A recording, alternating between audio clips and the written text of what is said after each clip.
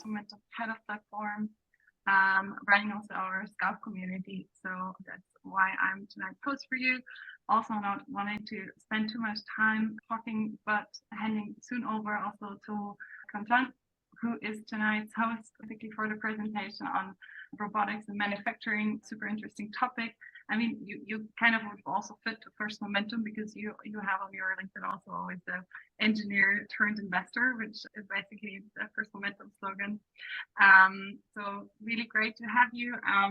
Quentin has a background, as I said, in engineering, worked before Joint Capital. He's a Frenchman in Berlin.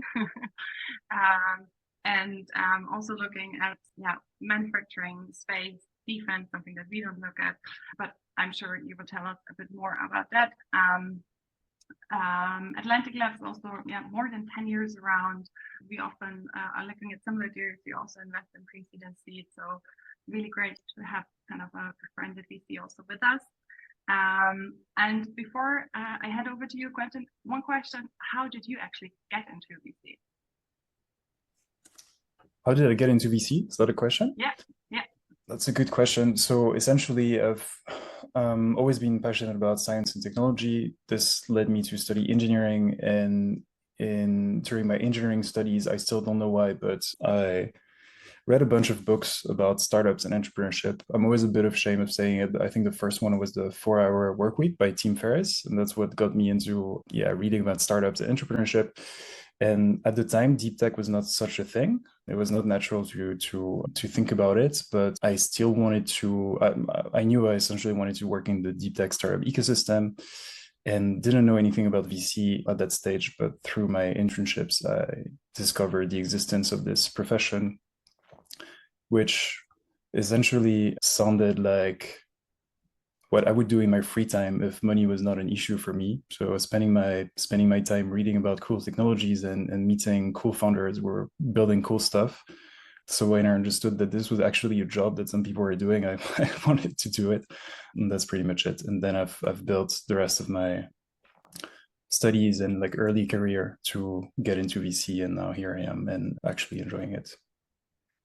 That's great to hear. If you can make money with your hobby and it's not just only playing soccer. So cool. Yeah. You all are already doing a great job. In general, we always say for these sessions also keep your camera on. It's always nice to present. If there is a question that fits to the topic in that moment, raise your hand, jump in if that's also fine with you, Quentin. Otherwise, we will do after the presentation the Q&A round. So write down your questions. There's probably a lot to discuss. So handing over to you. Really looking forward to the presentation, Quentin. Cool. Thank you. Thanks a lot. And thanks everyone for being here. I mean, you made a really good introduction already, so maybe I don't need to go in the details, but as you mentioned, I'm Quentin with Atlantic Labs. We're a Berlin-based VC fund investing in pre-seed all over Europe, mostly in deep tech topics these days. There are specifically 3 big areas we look into. One of them is AI and computing. The other one is industrial tech, which I cover primarily, as well as climate tech. And personally, so as you mentioned, I have an academic background in mechanical engineering and started my career in the aerospace industry before switching to VC. Before joining Atlantic Labs, which was earlier this year, now at like 7 or 8 months ago, I was working for another VC fund based in Berlin as well, called Joint Capital, focused on everything industrial tech. So where I already had the chance to look at a lot of robotics related investments, specifically had the chance to invest in a company called Optron in the UK that kind of revolutionized SLAM. And here at Atlantic Labs, keep looking in industrial tech and specifically robotics. Got the chance to get involved in our latest investment in a company, one of our latest investment in a company called Telekinesis that is doing robot programming software for manufacturing. And Atlantic Labs having been involved for quite a few years in the robotic space with one early investment in Wonderbots quite a few years ago, which is also a robot programming software. I'm now transitioning to a bit wider positioning. And that's pretty much it. So these are the reasons why I'm here today and super excited to discuss manufacturing or specifically AI in robotics in manufacturing. So the context for this is As you guys know, there have been tremendous advances in AI in the past few years. All of you, I'm sure, are using ChatGPT every day for work. This is getting more powerful and has more and more applications each day. There is obviously a little bit of lag when it comes to AI applied to robotics, but robotics is poised to have its ChatGPT moment as well very soon. And there are quite a lot of startups building in that space right now and revolutionizing the way robotics is used in manufacturing. And so this is pretty much what we're going to discuss today. So let's dive into it. I'm gonna share a few slides.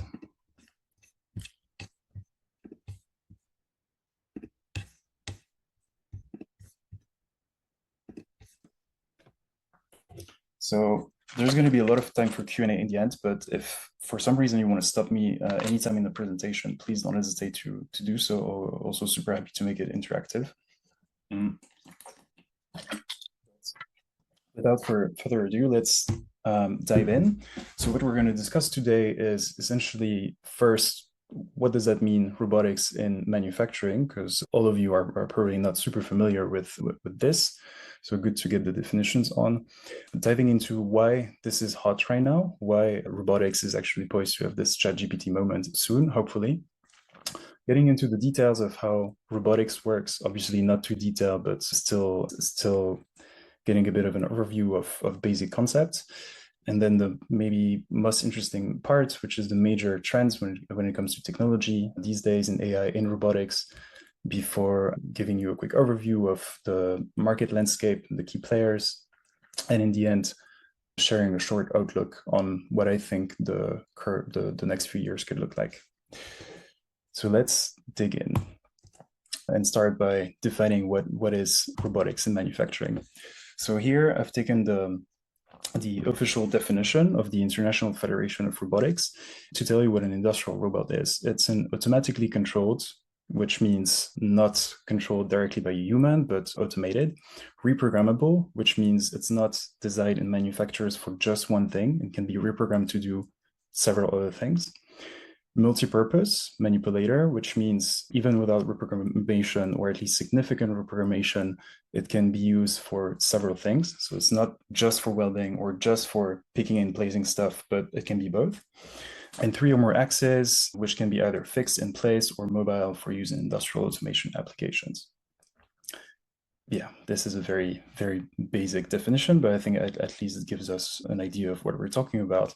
Now, when we're talking about manufacturing, there are various industries where robots are being used, but there are a few where they're mainly used. These are automotive, electronics, aerospace, as well as metal and machinery. So anything that involves metal, as well as anything that involves building machines. There are a lot of robots used to build machines.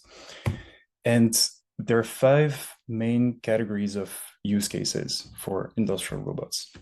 The first one is probably the most prevalent or like the main use case for industrial robots these days, handling materials and tending machines. So that basically means taking stuff in one place and putting it in another place, including in machines. So for example, taking feedstock for machine processes.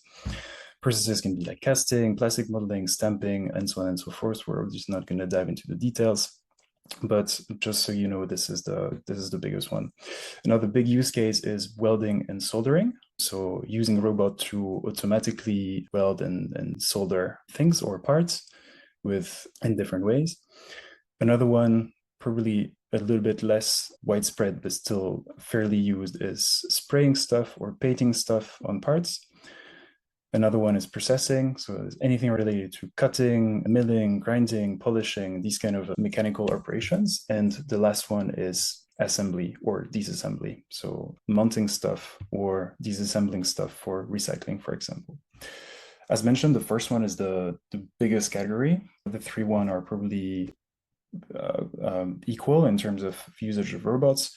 The last one is, let's say, emerging, given especially for complex assembly parts, because there are a lot of things that are currently still hard to assemble or disassemble using robots and still very much manual.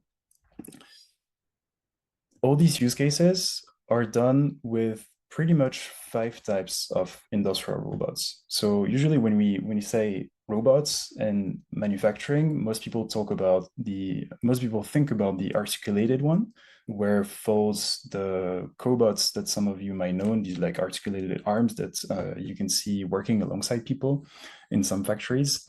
But there are actually five big types. Articulated is one. Another one is parallel, sometimes called delta. This one you might picture if you've ever been or seen recycling facilities. It's used a lot for sorting, like picking and placing, but things that needs to be sorted beforehand. Well, I'll didn't mention that the articulated ones is used for pretty much anything, but the prime typical use case is picking and placing, so picking stuff and putting it somewhere else. Well, the other ones have slightly, less degrees of freedom, essentially, and a bit more limited ranges. And they're typically used for very specific manufacturing processes. So namely Cartesian, cylindrical, SCARA. By looking at the illustration here, maybe you get a sense of the kind of range or motion these robots can have. But these are for more specific things again. And as a result, these will probably be way less or are less currently and will less in the future be impacted by AI.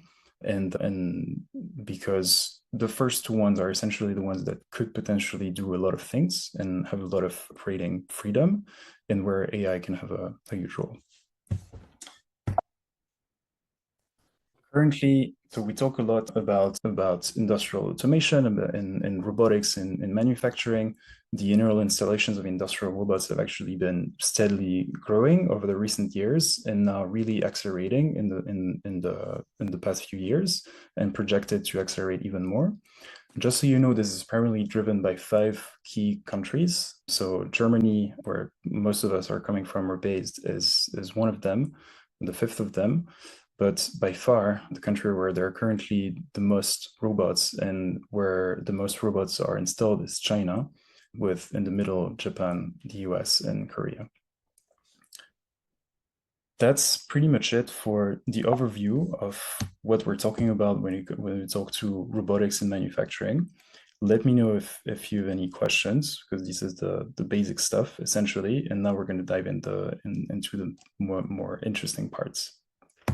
Starting with why it is hot right now and why many people are talking about robotics and AI and excited about it these days.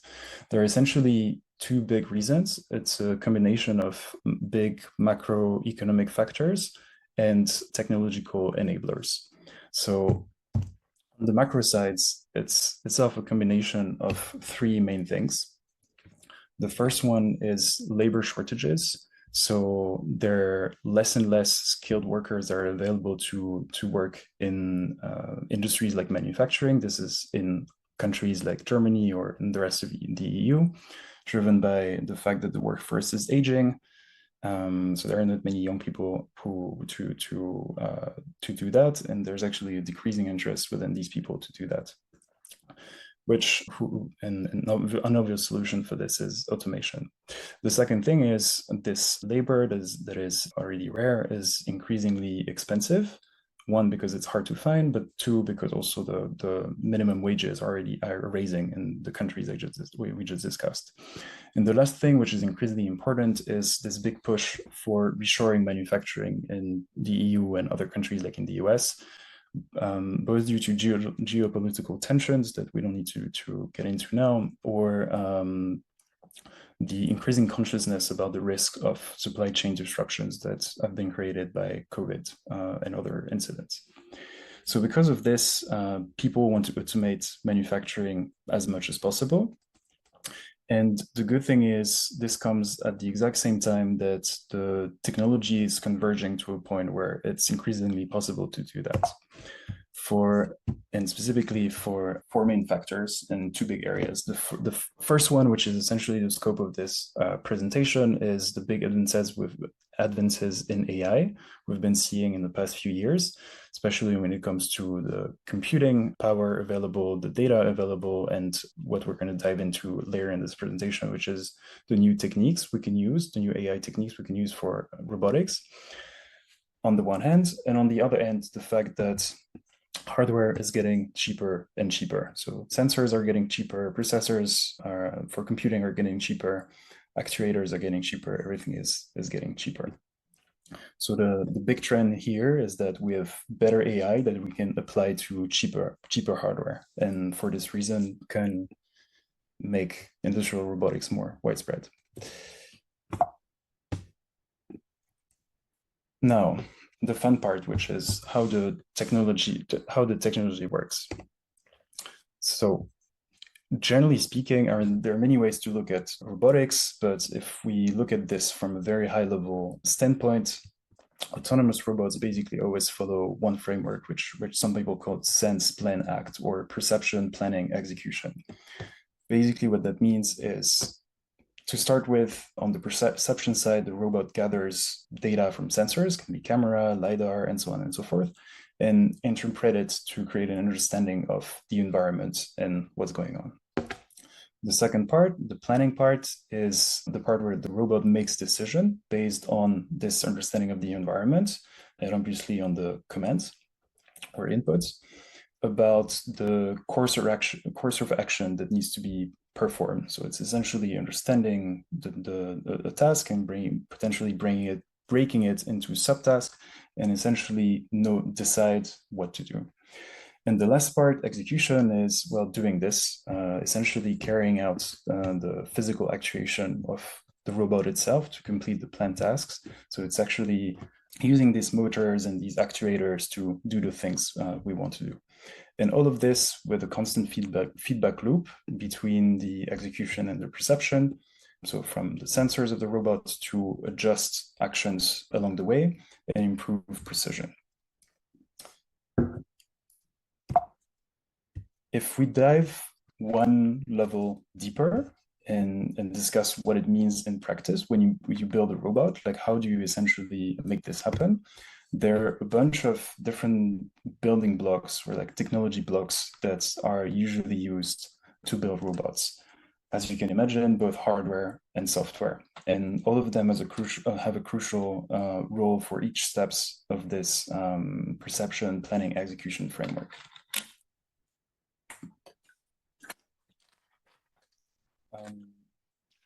Probably not going to dive into the details here because you might get bored, but essentially on the perception side, we use sensors, typically cameras, but it can be other types of sensors, like force and torque sensors, ultrasonic sensors, and we use algorithms to enable the robots to understand the inputs of these sensors.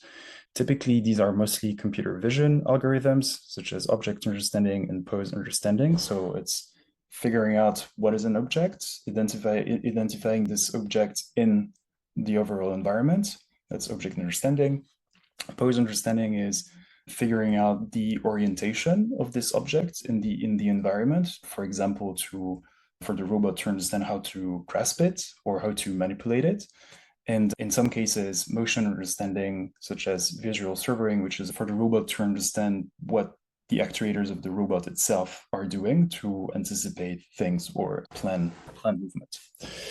For the planning part, this is the main hardware blocks that are used are computing ones, and the main algorithms that are used are things like path planning, task planning, and motion planning. So it's all about using these inputs again to plan what needs to be done to perform a certain action. And last, execution. So as mentioned earlier, here it's all about putting these motors or actuators into action, as well as grippers or whatever is at the end of a robotic arm, for example, to perform a given task. And again, for this, there are a bunch of different algorithms that can be used depending on what the exact task is.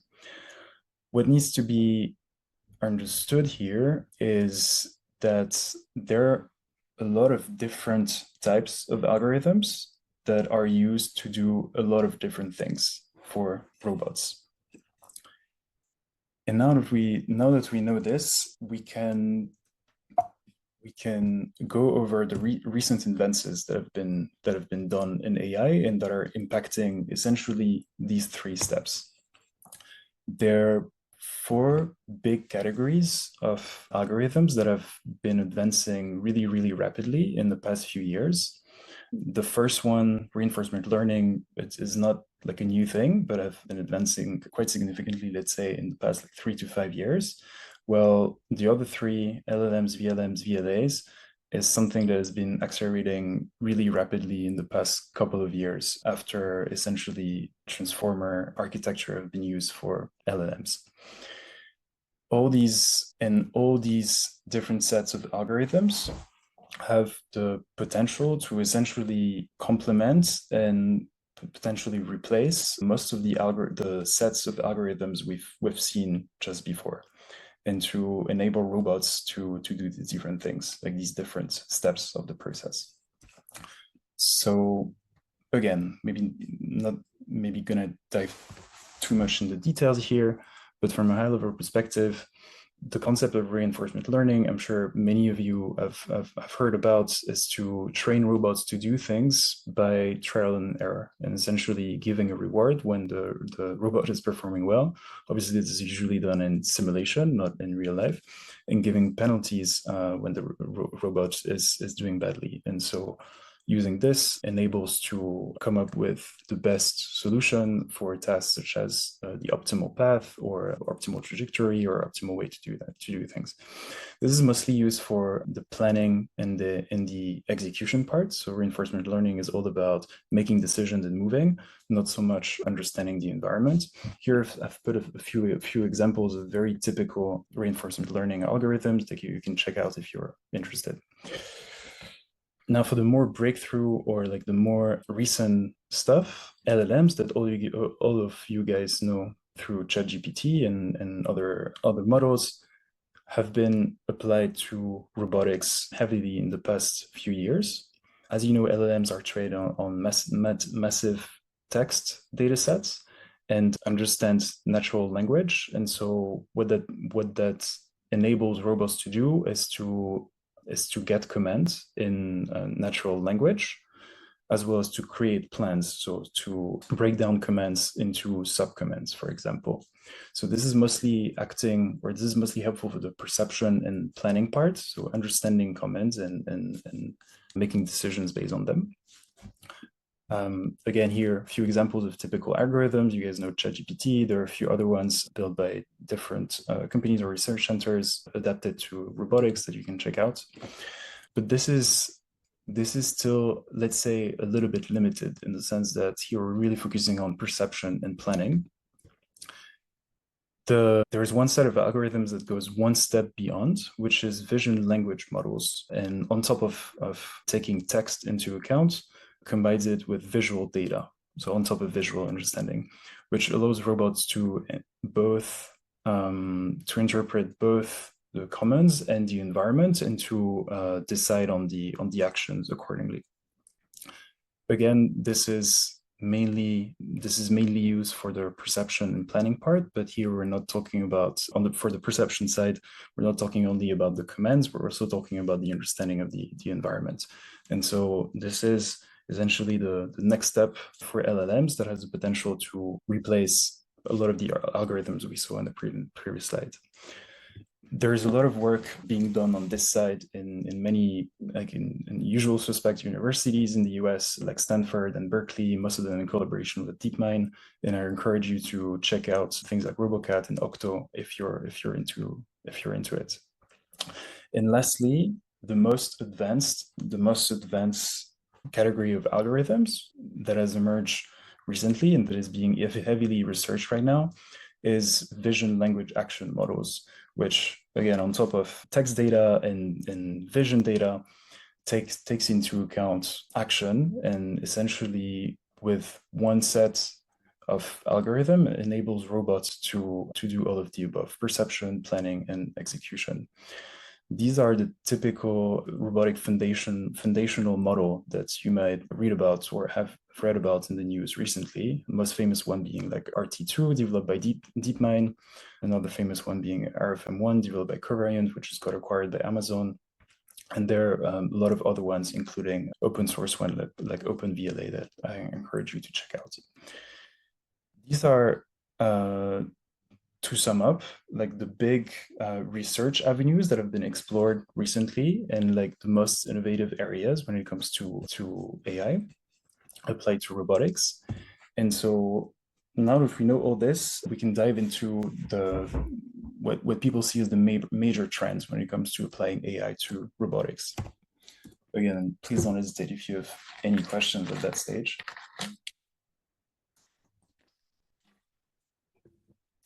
But otherwise, essentially there are two big trends.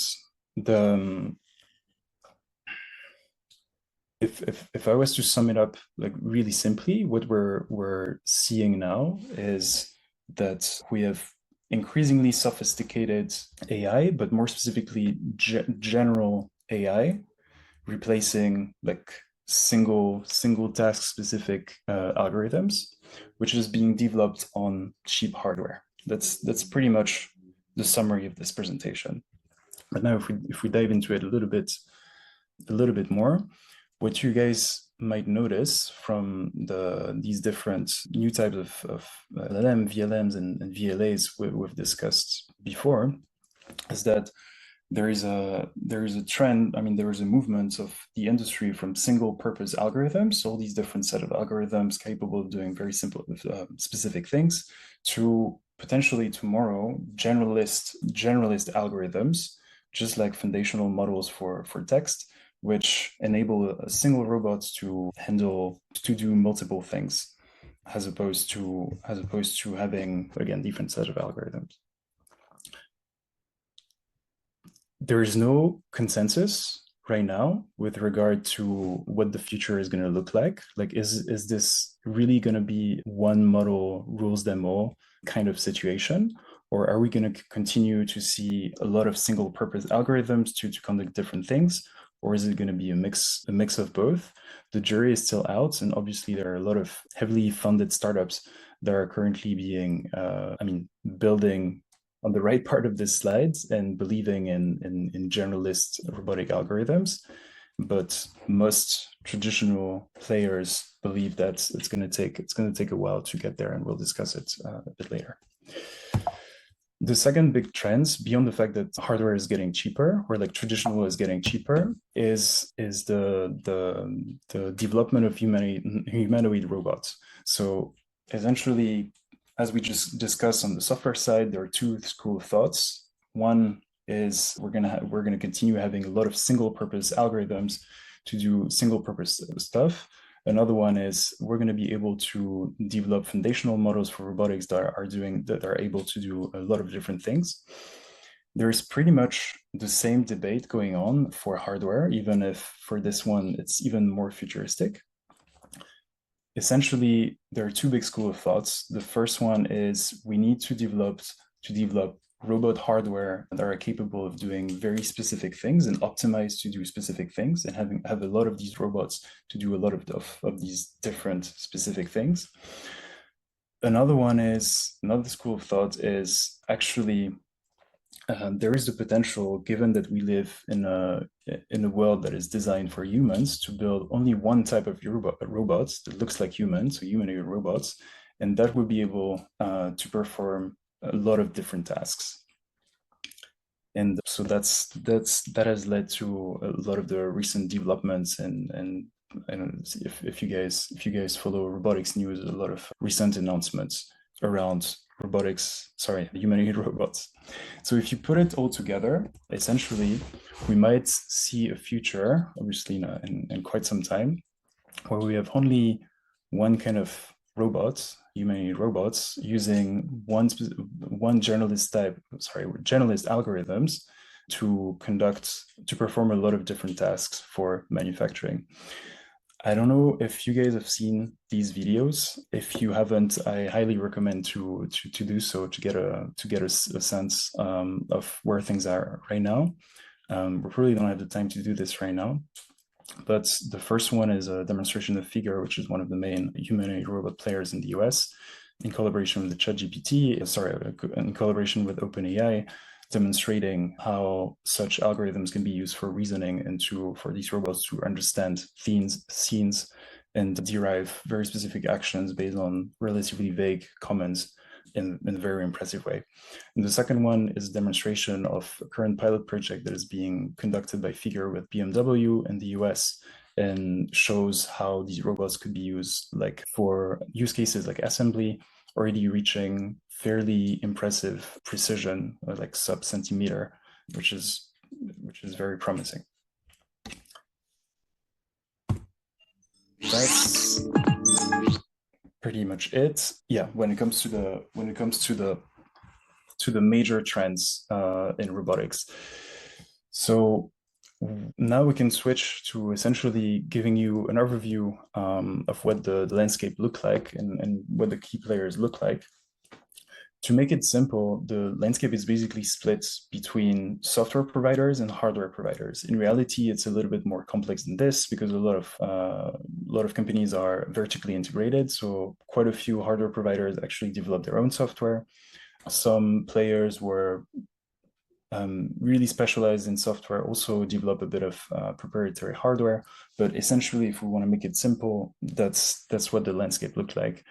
On the hardware side, a lot of very traditional players like ABB, KUKA, Universal Robots, and others who hold a large share of the market, but also a few more innovative startups like Neuro Robotics or Robco.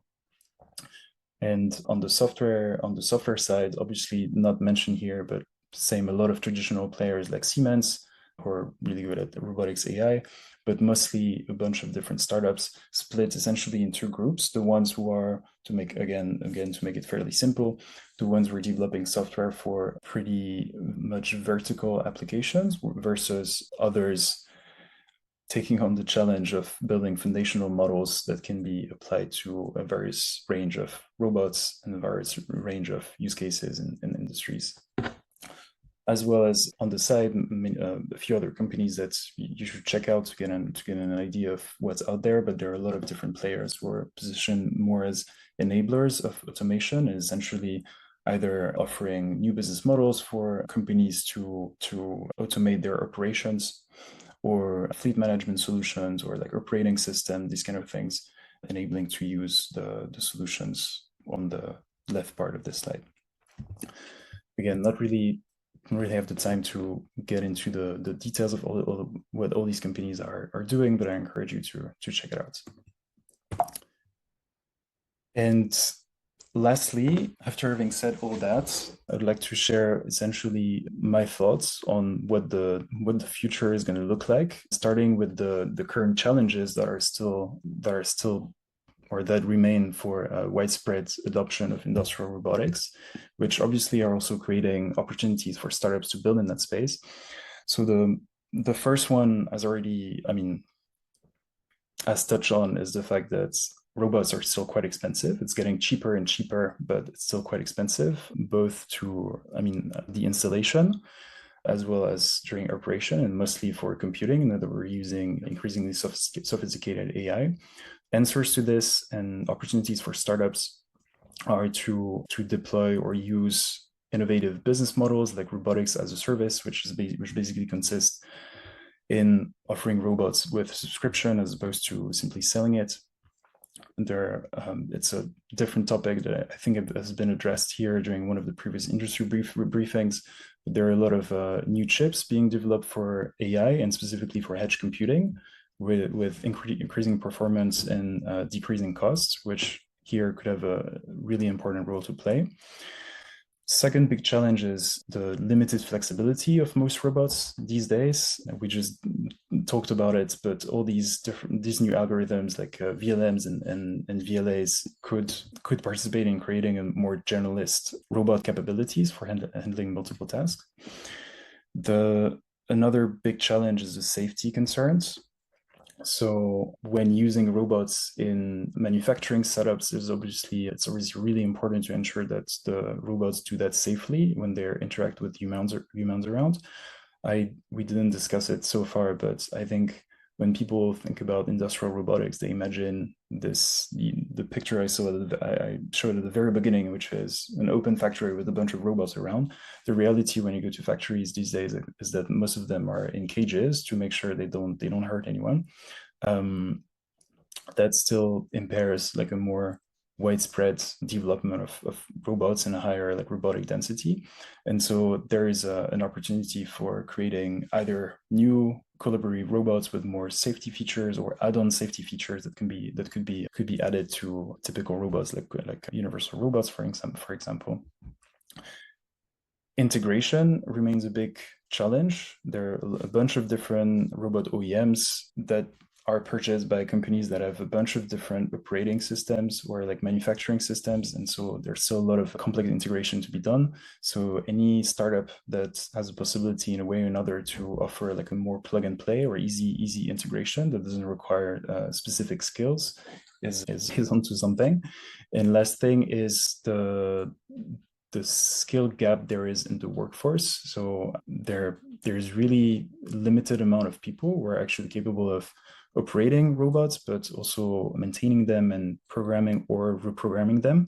So once again, any startup that is providing automation tools or providing software for robots that doesn't necessarily require specialized skills and make it possible to do it in a simple and easy way is onto something as well.